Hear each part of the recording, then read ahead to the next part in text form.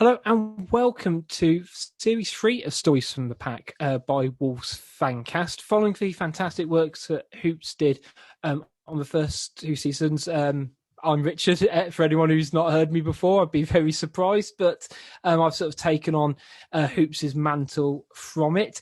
Joining us to start Series 3, we're joined by former Olympic gymnast and, Wolverhamptoner Kristian Thomas. Kristian, how are you doing? How are you finding the latest lockdown? I'm all good, thank you. Not too bad.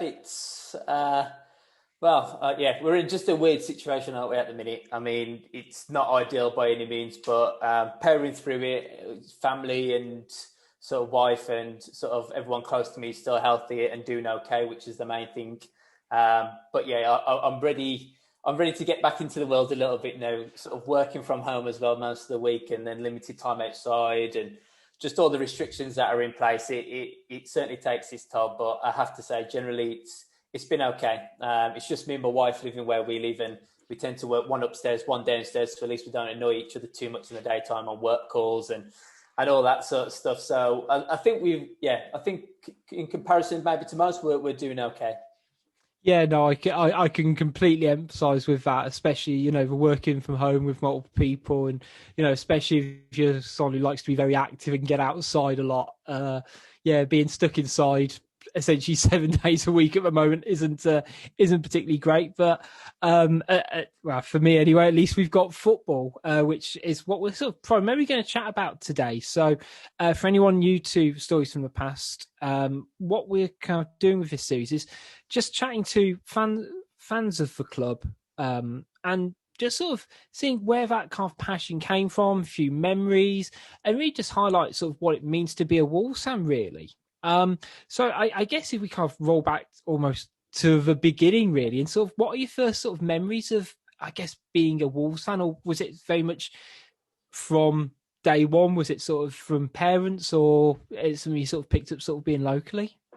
I think for me, it was probably something I picked up being locally. My family aren't necessarily a big sort of football fan. I guess my dad, he's sort of born and bred Wolverhampton as well. He's from Parkfield, so always been in Wolverhampton area, but never again been a sort of massive football fan. My mom, her sort of, she was, I guess, sort of born Birmingham sort of area, Aston. So her sort of parents were sort of immigrants from Ireland and they settled in Birmingham. So they were sort of a little bit, I guess, Villa fans. And then they sort of moved over to Cannock area. So, yeah, as I say, it wasn't necessarily, I think, something that was born into anything like that. I think it's just, your surroundings, your environment. From Wensfield in Wolverhampton. So went to school in Wolverhampton as well, primary and secondary. So I think it was just a natural kind of progression, a natural thing and a natural step. I had an older brother as well who wasn't necessarily, again, massively into football. He was more sort of martial arts, and he did a bit of gymnastics with me as well. But he as I said, he sort of preferred other sports really. So again, I wouldn't say it was a massive thing. It helped as well. I played football when I was younger. It was sort of the Bilston League. Okay. When I was sort of in primary school, I used to play for a team called Springvale. So that was sort of way back when, and again, so you're naturally surrounded by sort of people and friends and classmates who were involved in football. It was, football was the most important thing at the playground in primary school. Nothing else mattered. It was kind of the game at lunchtime. That was what it was all about. That was the most important thing, and you'd wolf your lunch down just so you could get out there as soon as, yeah, pretty much. So again, it was something that I guess I just progressively just got into, and I always enjoyed the game, playing it personally. And then when I got a little bit older and the gymnastics got more serious, I guess I kind of had to sort of put it on the back burner for a bit. I got to a sort of level where even by sort of under 12s, I was selected for the Great Britain team for gymnastics. So again, that meant gymnastics got very serious at a young age. And that meant ultimately I had to stop playing football, because if I got injured, then I was in big trouble. Yeah. And it's the time commitment as well for it. I mean, I know people who played football at, not even a high level, but you think Saturday afternoon leagues, if you're playing a decent level of football, you can't go down to the Molyneux, or you can't go wherever. And I find it fascinating because for me, and I mean, I appreciate I'm saying this to a former, as I say, athlete, that the Midlands in particular is a very much it's a one sport region. It is football, especially in the Black Country. There's not a professional cricket team, there's not a professional rugby team knocking about. It is, football is the popular and the most common recreational activity, especially for boys, and even now. And it's almost what you kind of grow up doing, and it's almost very different if you're not doing that to a certain degree. And it almost just ingrained into you, and even if you're not a huge fan, you're still a supporter, I guess. My brother's never been a football fan, actively passionate about not being a football fan. But, I know that since he sort of moved away from the region, for him, if anyone sort of said, oh, where are you from or whatever, or saying what team you support, he will just go, I'm a Wolves fan. Because it's sort of just culturally just one of them, isn't it? Definitely, and I guess I relate to that massively, even more so now when I guess I was traveling a little bit more as a gymnast before, and I was fortunate enough to get to do a lot of traveling as part of the sport. And if I said I was from Wolverhampton, and generally people say, okay, what football team's that? Because they would know football, and that was kind of the link between the two almost. And I would say Wolves, and until they was in the Premier League, they didn't really know where that was or who that was or what that meant. But now, sort of a lot further down the line, so when I go abroad now or on holiday or whatever, and that question's asked, everybody knows who Wolves is now. And that's just having a couple of consecutive seasons in the Premier League and doing well, and Europe as well. So it just shows, I think everyone does exactly what you just said then, even whether they're football fans or not. It's kind of, oh yeah, I'm from Wolverhampton, you support Wolves. It's kind of just how it has been. And I guess also going back a little bit earlier as well, I sort of remember when I was trying to balance the two of playing football and then also gymnastics before I had to sort of call it time. I remember doing sort of training for football Saturday morning and then going straight to gymnastics training. Sunday morning was the game and then straight to gymnastics training. But so that my gymnastics coaches wouldn't find out I'd been playing football, I used to have to, in the car, get baby wipes and a cloth, wiped all my legs down. So just leave zero evidence of mud on me so that then I could get to the gymnastics training and no one, wouldn't be any wiser or know any different. And that was sort of like a secret between me and my dad for many, many years. Oh, fantastic. I'm just imagining you sort of just making sure you can get it all off just before you can get in the gym. Absolutely. Good job. It's like logistics. I was going to say it's a military operation having to do things like that. I guess sort of, what are your sort of first memories of Wolves? For me, it sounds stupid, but I remember sort of, I don't quite remember the first game I went to, but I remember sort of seeing bits and bobs on TV, and I remember almost that first kit. I think I must have got it when I was about 8 or 9. It was where it had all the sort of Wolves in different hexagonal things. I had no concept of any of the players or anything like that. That kind of came a few years later for me. But what's sort of your initial, I guess, first memory of as Wolves as a concept, really? I remember my first game that I went to. I was probably about 7 or 8, I reckon, at the time. Ironically, it wasn't actually my very first football match I'd been to. Because my older cousin and my uncle, they were season ticket holders at Man United. And as a little boy, they kind of took me and my brother to a United game. And, that was actually my very first experience of a live football match, was going to Old Trafford. And then the year later, then I went to a Wolves game with my dad and my older brother. I remember it was a baking hot day right at the start of the league, so it must have been probably 97, around that sort of time. Yeah. And we were playing Bury. So that shows how sort of long ago we're going back. I was going to say, yeah. And we won. It was it was a great game. I think it was 4-2 or something like that. There was quite a few goals scored. And I just remember having a great time. Like, my brother had his face painted, and it was just, it was just a good day. And so that was, I guess, probably my very first sort of experience of a Wolves game. And I guess it probably just grew from there a little bit then, really. And to be honest, I never really had many opportunities to go watch Wolves play because of training commitments, competition commitments. They were always, weekends were already completely taken up. And even middle of the week, I was, even from sort of primary school, I was training 15 plus hours a week. So I couldn't even go to midweek games it wasn't until I got older and until I was a little bit more established in my gymnastics that I could, take time a bit more away and go watch some of the games and things like that. But that's for me is probably where it all started. That game right there.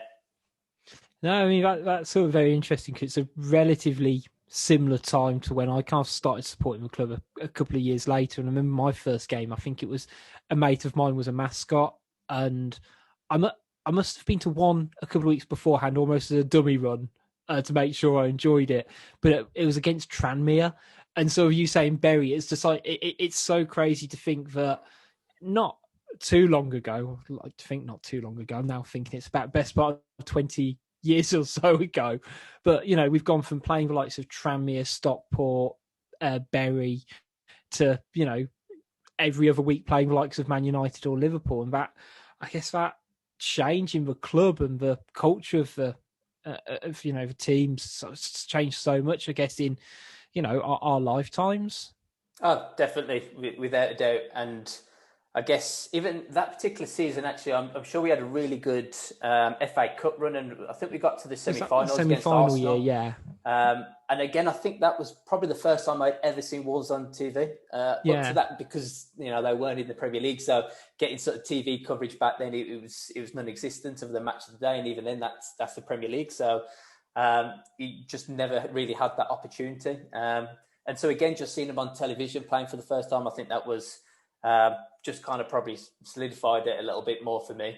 But then just going back to what you were saying around, where they were then perhaps sort of 20 odd years ago to where we are now is just incredible. And it's incredible to, I guess, as a fan, to go on that journey with them. And, I was fortunate enough to go watch them in Europe at Molineux. Sort of only, what was it, last season? And that's just an incredible sort of feeling as a Wolves fan to be able to do that. Yeah, I think whenever I kind of do a couple of interviews with a podcast as well on occasion, and it's always, well, would you prefer a league run or a cup run? And I always say to him is, football's all about memories, isn't it? And Europe's a primary example of that. Is we won't really remember Wolves finishing 7th in the Premier League in 10 years' time. We'll remember playing Besiktas. We'll remember playing Espanyol. And I think those are sort of the moments that you hang on to as a fan. And they're what is whether it's from your first game and you saw Wolves win, score 2 goals. For me, I think one of my first games, I think I saw a 20-man brawl, and I probably just stood there smiling, going, "Oh, this seems all right."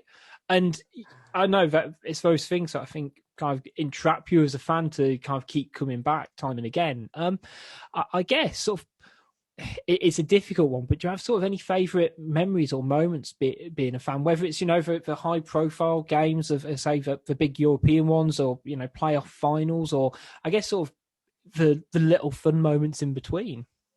For me, probably the Bratislava game. Actually, I know that seems really odd because it wasn't a great game, and I think we won 1-0, and I think Jimenez scored pretty late on in the game. But for me, that was the first European game I'd been to watch as a Wolves fan. And going midweek, going to watch Molineux, going to the Molineux, watching Wolves play in Europe on a Thursday night. It was just, that was brilliant. And so for me, that's probably up there with probably one of the best games that I've been to. And not because of the performance, because I say it wasn't that great, but just because of the memories, as you mentioned. Then you'll always remember those sort of particular moments. I think the playoff final, again, I didn't go down to Cardiff, or wasn't there to watch the game, but you remember the atmosphere in the city after that. And you remember I guess just how everybody felt around the city, and kind of how it just gave everyone a little bit of a lift, and you noticed that, and you noticed the flags out the windows and the horns honking and the flags out the cars, and it's those little things, especially as you're growing up, those are the sort of things that you remember. And so, yeah, I think you're absolutely spot on. It's the memories that I guess it creates following your team, following football. Yeah, and the playoff final one's an interesting example because, as I say, it wasn't almost like this team won, but the city won, and you Yeah, feel. And I don't know. I've spent most of my life living in Wolverhampton, apart from a couple of years at university, and I'd be fascinated. It must be like that in every other sort of, one club town across the nation. But you can definitely feel, whether it's on a match day or even just a Saturday when they're playing away, the difference between when Wolves are in the Premier League and doing well, or when they're in the doldrums of the Championship, can't you? And the city almost lives and dies by how well this team does a lot of the time for me. And that whether it's the playoff finals, or I remember, it's a stupid one, but it's when you celebrate a goal. When Wolves score, when people are allowed to be in stands and things like that, and you usually hug your mate who you go with or whatever like that. But I remember the quarterfinals against Man United when we got to the semi-finals, and I mean, I was gonna say I'm a pretty like I will give my mate and my mate's dad a hug or whatever if we score. I think I hugged everybody within like about a 3-seat radius of me. Because you say it's not just about me at that point. It's literally everyone's just high-fiving and shaking hands. And I think that's probably one of the best things about supporting a team, especially I was going to say a local or provincial one for me. Without a doubt. And I think you're spot on with the fact that when it's sort of a one-club city, it means that everybody's behind that team and they probably feel the highs a little bit more, but it also equally means you feel the lows a little bit more. And I certainly noticed that a lot more when I sort of my gymnastics, I was kind of, I guess, starting to reduce training a little bit. And I was able to start going to some of the matches on Saturdays and things like that. So it was probably around about the 2012 season, which was then when we started to have back-to-back relegation. The decline, yeah. And I remember going to about 3 games and it was like 0-0 back-to-back, all 3 games. And I thought, geez, what is going on? I've waited all these years to be able to start going to Molyneux a little bit more consistently, and this is what's happened. But having said that, it's completely knocked on its head now and gone the other way. So it is. I think you're spot on though. You as the city of Wolverhampton, you feel it, the highs, you feel those lows, and you go through that roller coaster with the club. Yeah, I was going to say, interesting you sort of brought up the lows, and this is probably a perfect one. It sort of, I guess, sort of the worst moment for you supporting Wolves. I say this, off the back of us losing to the Albion a couple of weeks ago, and even about 5-1. But I guess for yourself, do you have sort of a worst Wolves moment? It could probably very much be that sort of back-to-back relegations. I think generally it probably has got to be that. And I know that's not one specific moment as such, but yeah, it was probably the first time I was consistently able to go to more Wolves games, and so it wasn't great. Like, there's no beat around the bush. Yeah. It wasn't great, and so that naturally, I think, going from the Premier League and then all the way through the Championship and then in League One, it's kind of like, oh well, okay, I wasn't expecting that. But having said that, as you say, you've got to go through the bad patches to appreciate the good times, which is exactly where we're at now. So, I wouldn't necessarily change it either.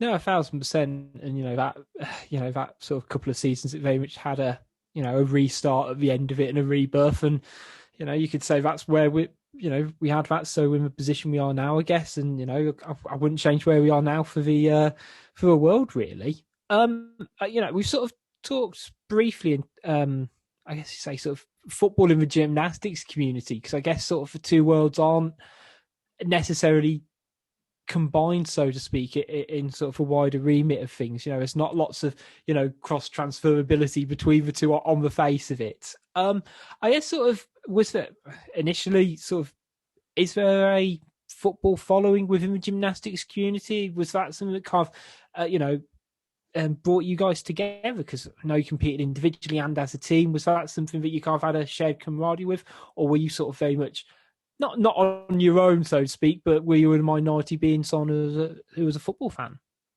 I guess it was mixed, really. I guess my teammates in the sort of gymnastics team, they was dotted from all around the country. So you naturally did have people that supported all different teams, and there was a little bit of that, I guess, sort of camaraderie and banter just through football.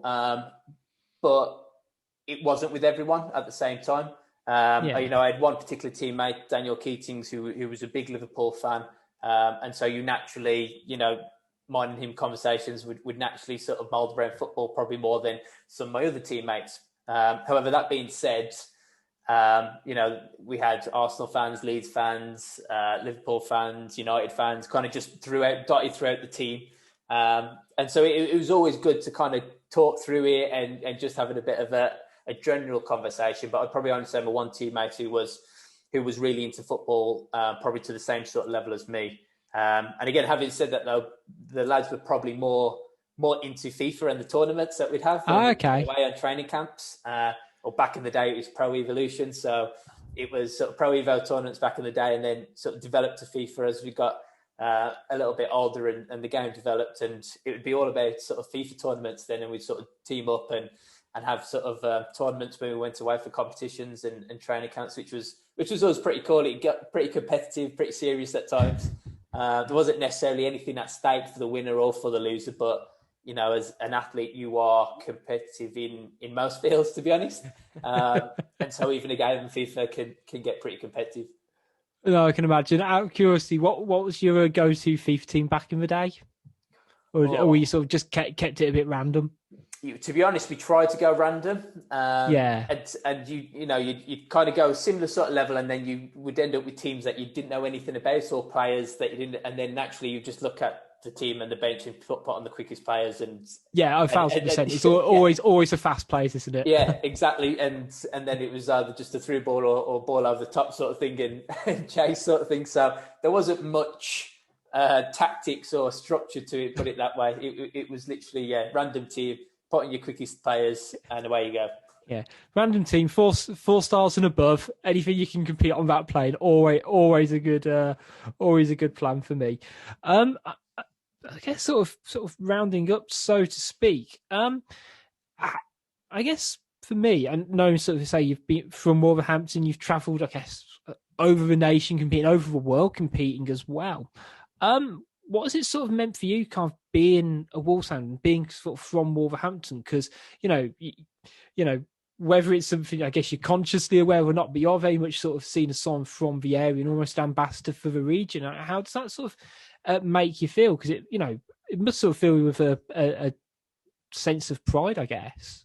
Oh, definitely, without a doubt. Without a doubt, the fact that I'm proud to say I'm from Wolverhampton. I'm proud to support Wolves. I'm proud to, I guess try and be as much of an ambassador for the city that I possibly can be.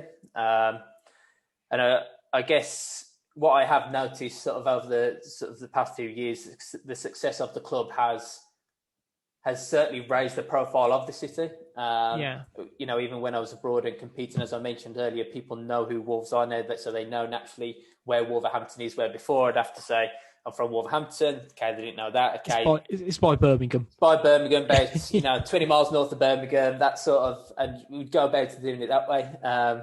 Where now, because of the success of the club, it's naturally had a knock-on effect and helped raise the profile of the city, which is, it's a brilliant thing. And then naturally, I guess just through my gymnastics and the success I had with that, I was proud to do that, through my sport and I guess some of the stuff that I did as well. So it was, it's probably something I've never really given it too much thought of. I guess it's just something that you naturally do and you naturally want to do, and you naturally want to, I guess, just try and put Wolverhampton not on the map, because that's not what the idea is, but just to, I guess, showcase it a little bit and be proud of that. And as I mentioned, my family's from Wolverhampton as well, and I guess it's always nice to hear of what's going on and success stories and things like that. So yeah, it's something hopefully I can continue to do.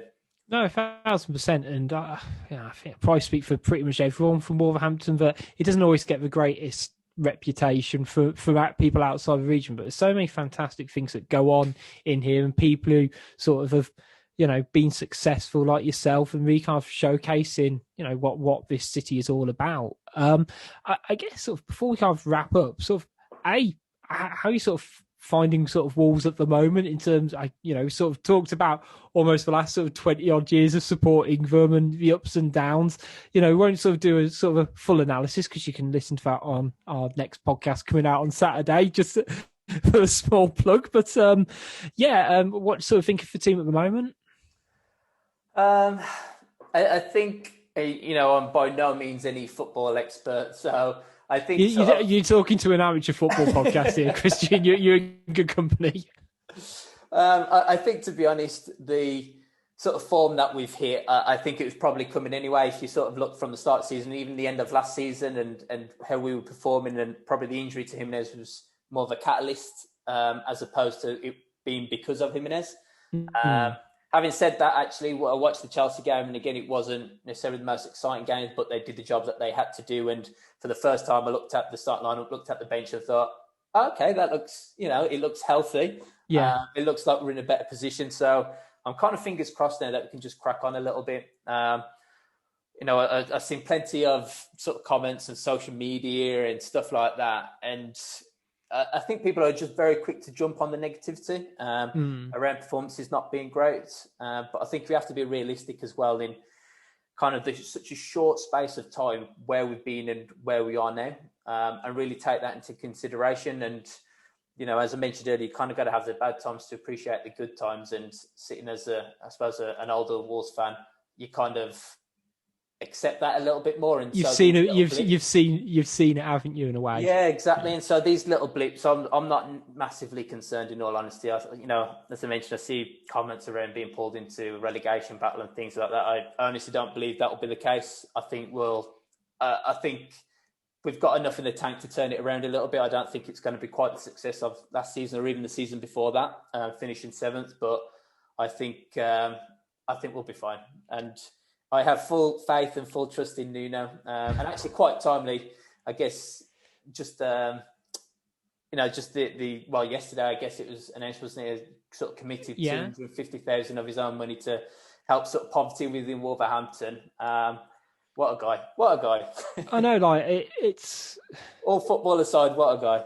I know, it's something. The way I kind of see it is, it's not something he had to do, but there was no external pressure, and the foundation obviously does a great job as well. I think they've sort of raised about $500,000, sort of 50% of it, say, from his own money, and he's had a tough spell the last 12 months.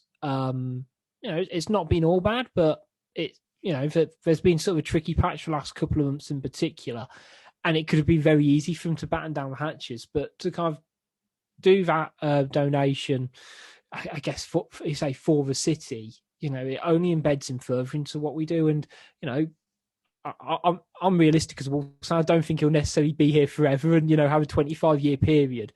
But he's gone from being someone I think Wolves fans will always respect to, as a football manager, to being someone who I think everyone will respect as a man when he ever leaves the club. And I think, we talk about sort of people being an ambassador for a city. For him, it doesn't matter if he's from Portugal. He is a person of Wolverhampton now, for me. Absolutely. He's doing great things for the city, not just through football, but in other means as well now. Yeah, exactly. So we can start picking up more wins. But that's his job. I mean, I'm confident that it's coming. Me too, to be fair. I think sort of hopefully now we've got new striker, and hopefully that's the sort of things out. Interestingly, you talked about sort of us going through a bad patch. I'm just kind of curious from your past experiences as an Olympic athlete, do you kind of view that differently in a way? Because you always seem sort of very relaxed about it, and I don't think that's a bad take anyway. But do you sort of take that from someone who has performed, so to speak, on a big stage, that that compartmentalizing, look, it's not gone right, but the refocus, realign, and go again? Yeah, perhaps. I guess I probably never really gave it much thought in that sense, but you could just be a rational football fan, so it's one or the other.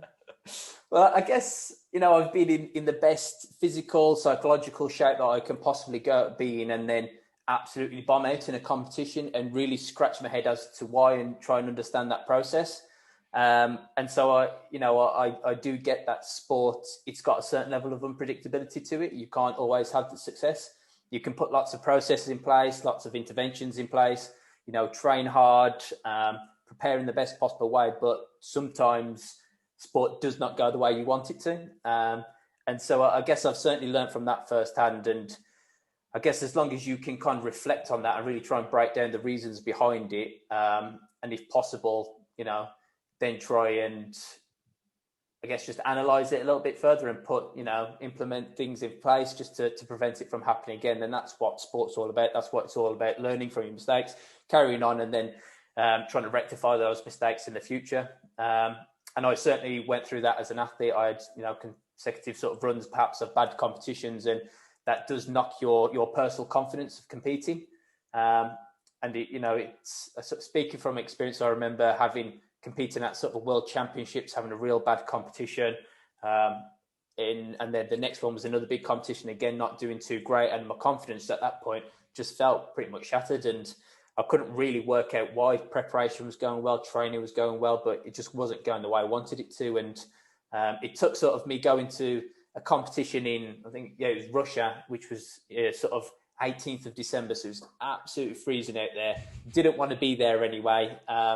It was just not a nice environment to be competing in, but kind of just to compete at a lower level again and just kind of get my confidence back and go through that process. And then from then on out, it was fine. And, the Olympics the following year was a great success, European champs and so on. So, yeah, you certainly have to be able to ride that wave within sport. And there's many different ways that you can ride that wave. But I think in football, the natural sort of reaction of a fan is to either blame the manager or blame the amount of money in the game, or those sort of things. But to be honest, that doesn't always play a part. Sometimes you just have to accept that you're not going to win everything. You're not going to win every game. No, well, I've always sort of taken the viewpoint, once I kind of calm down, but there's 11 other players who on that football pitch who don't want you to win.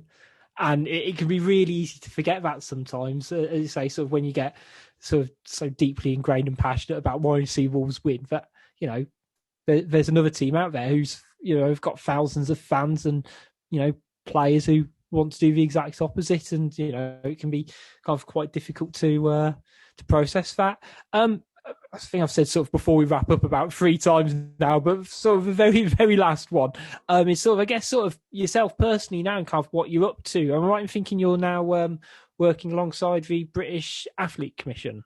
Is that right? Yes. Yep, that's the one. So I work for the British Athletes Commission. So I work with all the athletes across all Olympic, Paralympic, winter and summer games, which is brilliant because my whole career was as a gymnast and quite siloed into that, where now I get to speak and engage with athletes from all different walks of life and all different sports, which is incredible. And so I've been doing that for a sort of I think it's about 14 months now, so not too long. But yeah, I'm really enjoying it and really enjoying, I guess, being on the other side a little bit. It's more of a sports administration type role, but equally it's just being involved in sport. I think that's kind of what I want, and you can't be an athlete forever. And likewise with coaching, I thought, well, if I ever want to get into it, that knowledge will always be there, so I can come back into it should I choose. But I think it was important for me to, try other things in between that. So that's something that I'm doing at the minute. And then a few other bits and bobs as well with trying to stay engaged with gymnastics and things like that, just because, the sport has given me so much, and I want to be able to give back and help raise the profile of the gymnastics as much as I possibly can, really. Fantastic. Well, thank you very much for joining us, Kristian. It's been great to have you on, and hopefully we can catch up again soon. No problem at all. Thank you very much for having me on, and likewise, catch you soon.